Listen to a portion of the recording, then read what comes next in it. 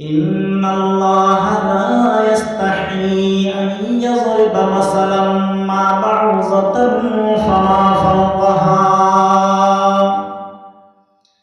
নিশ্চয় আল্লাহ রাব্বুল আলামিন ক্ষুদ্রতম প্রাণী মশা কিংবা মাকড়সা এর চাইতে নিকৃষ্ট প্রাণীর উদাহরণ দিতে আল্লাহ রাব্বুল আলামিন লজ্জাবোধ করেন না।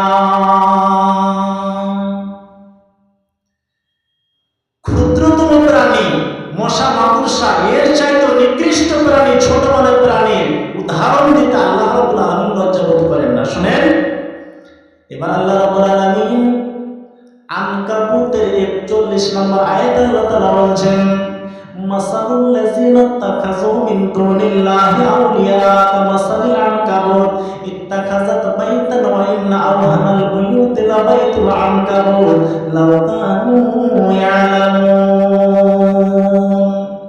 আল্লাহ রাব্বুল আলামিন বলেন, যারা আমাকে বাদ দিয়ে অন্য কারো উপমা করবে, যেই মানুষেরা আল্লাহকে বাদ দিয়ে অন্য কারো উপমা করবে, অন্য কাউকে মানবে, তাদের এই দুনিয়াটা কেমন হবে?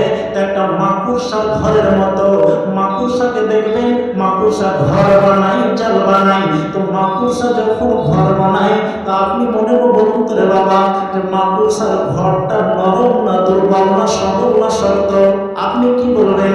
তা আপনি সবাই জানেন যে মাকড়সার ঘর হলো অত্যন্ত দুর্বল, অত্যন্ত দুর্বল।